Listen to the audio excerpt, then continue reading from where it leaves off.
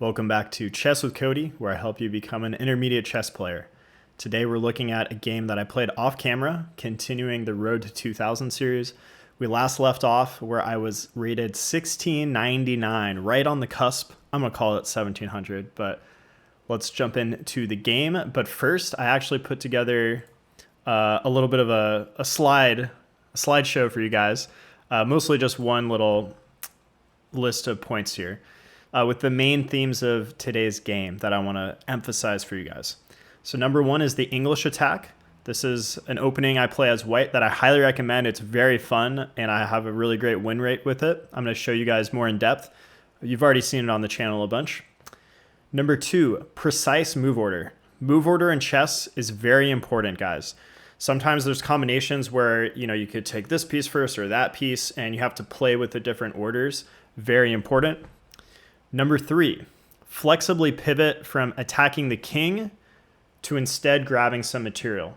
So sometimes you're attacking the king, everything's going well, you're putting pressure on your opponent, and in order to defend themselves, they have to leave something loose that you can maybe just grab.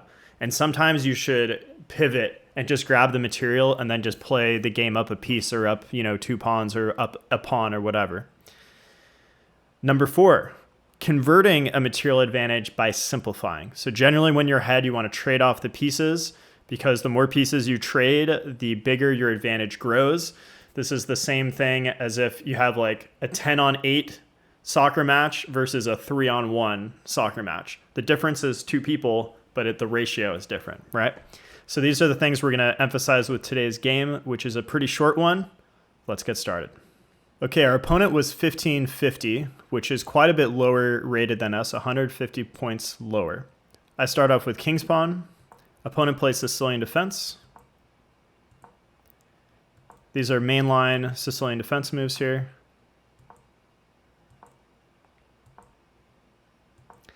And here's where I start to pivot to the English attack or Yugoslav attack.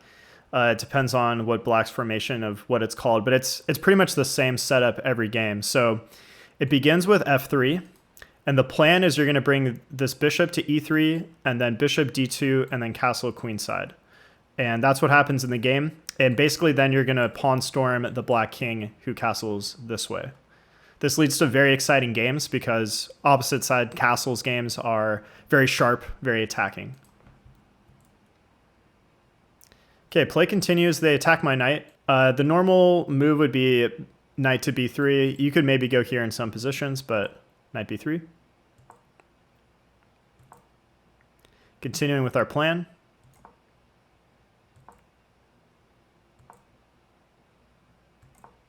Continuing with the plan. Okay, so this is the formation I want you guys to remember. This is the English attack, having this set up here. And you're going to use this formation to catapult this first pawn here, and then use that to catapult this pawn down the board and eventually get to the black king and open it up. That's the plan every game. It's very fun. I highly recommend this setup against the Sicilian Defense. But meanwhile, black is going to start pawn storming you over here. So it's a race of who can beat who first. So we continue with the plan. The computer wanted king b1 here, which you could do. That it improves the long-term safety of the king, but it's a race here, so generally you want to just keep storming the king. Also, generally in this opening, guys, you don't end up using this bishop in a lot of cases, and it can just be kind of a waste of time to develop it. So that's why the quick pawn storm generally is more effective. All right, we play h5, continuing our plan. So next move, ideally, is going to be h5, and then we'll probably do something like this, and then bash open the king, trying to open a file, then put a rook on the file, and then come murder the black king. That's the plan pretty much every game in this opening. Now, black plays pawn to d5. So why don't you guys pause here and think about what would you play in this position? You can't do nothing because they're going to come fork you. So there's a lot going on. Give it a little bit of thought.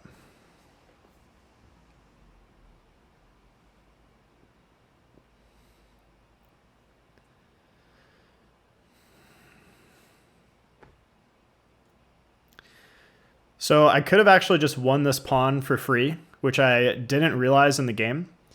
I thought for whatever reason that black would be able to recapture and that we'd have to like trade knights or something.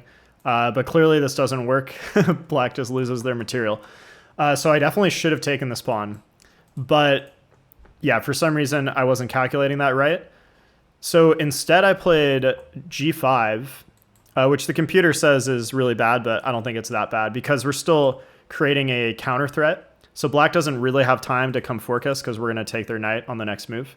And my idea here was partially to try to remove this knight from the defense of this pawn, maybe jump in with my knight. Also, this knight has to kind of go to an awkward square. Generally in this opening, guys, the move order of which of these two pawns you thrust is very important. And usually, almost always, you want to thrust the h5 pawn first. This is my experience with this opening. The problem when you go g5, like I did in this game, is that the knight can come to h5 and basically blockade you in some positions. And this can really hamper your attack sometimes. In this position, I decided this was okay because I could pretty quickly do some maneuvers to trade off the knight if necessary. And I was going to win the central pawn, so I think it was justified. My opponent decides to play d4 anyways, which I don't think really works, but it kind of works. It kind of works. So what would you guys play now? Because there's a lot going on. These pieces are hanging. If you take, they're going to take one of yours. So what are you going to play in this position? Give it a little thought.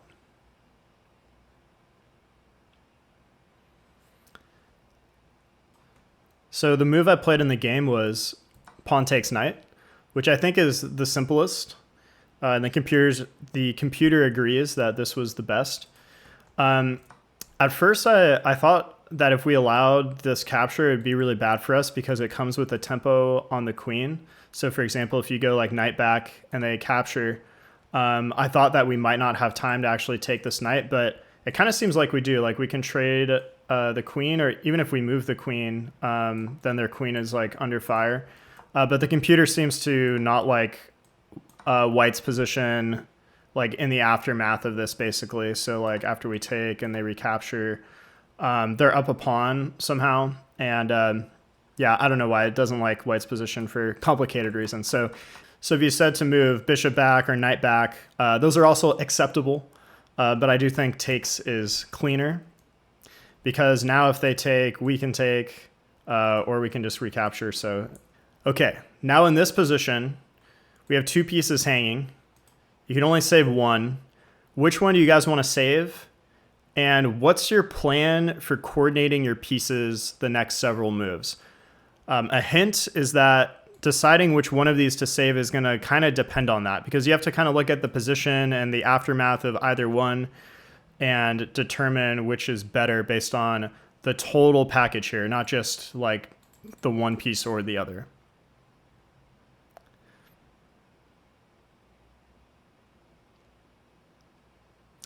So I decided to go knight d5 in this position, which the computer doesn't like.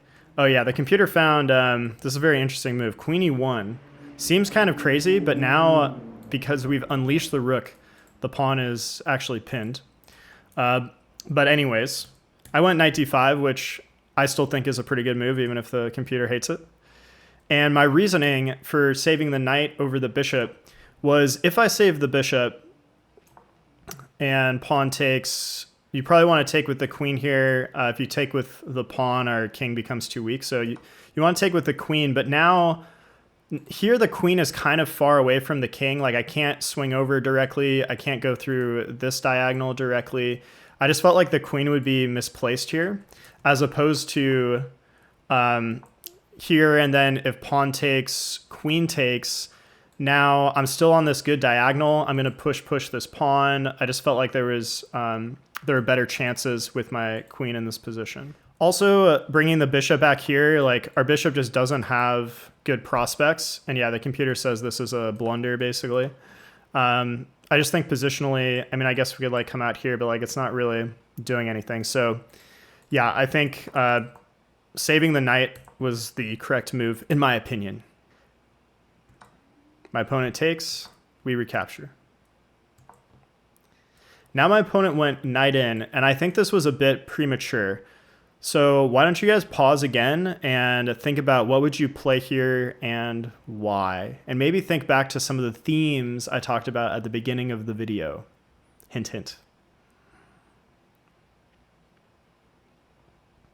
So prior to this moment, everything has just been about, let's come try to attack the black king. But I think now black has made a misstep, and there's actually a way that we can win a pawn here. But the move order is important. So with those hints now, if you haven't seen it yet, pause again, look at how can you play accurately here to win a pawn.